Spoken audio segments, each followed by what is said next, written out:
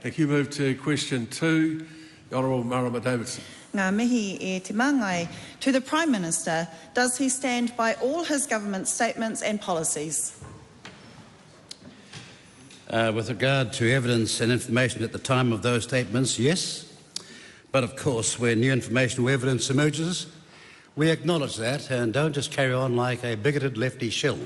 Can I just remind the member, the question is to the Acting Prime Minister, and Hansard will record that.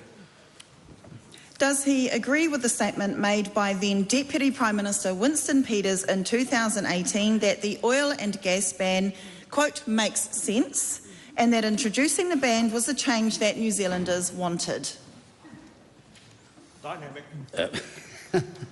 Can I just say that the Prime Minister has, and this government has its settings on the future, and if the Prime Minister and that member, with the question, was to go back and examine the time and the place where that statement was made, there was a ban on at the time. Does that member not forget or not remember that?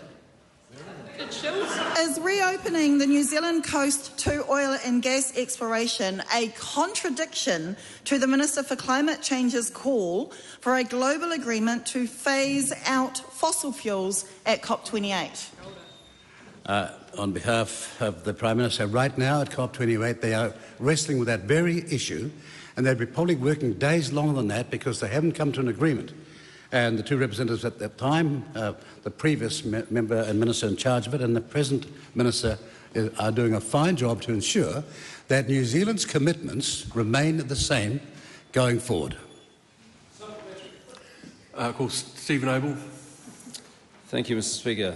Does he agree with the United Nations Secretary-General that, quote, the 1.5 degree limit is only possible if we ultimately stop burning all fossil fuels, not reduce, not abate, and if not, why not? With respect to that questioner, the UN Secretary-General, Guterres, has made it very, very clear that this is a subject for COP28, and he's awaiting the outcome for that, and so are we as contributors. Steve Abel. Sorry.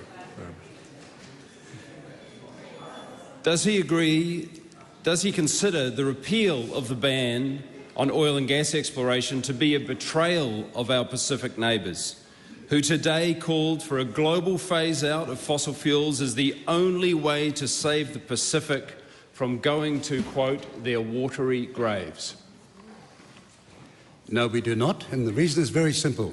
We are in the middle of a transition, and rather than bringing in a whole lot of inferior Indonesian coal, which the previous government was doing, we're looking for safer products to take us. Well, that they might think this is a laughing matter here, they're scoffing over here, brought in all that Indonesian coal, trying to excuse themselves, and not even using New Zealand coal, which would have been a better, more cleaner substitute. And here we go now into a transition where gas will be very critical. And when we get there, we'll be able to face the Pacific nations and have done our duty to them as well.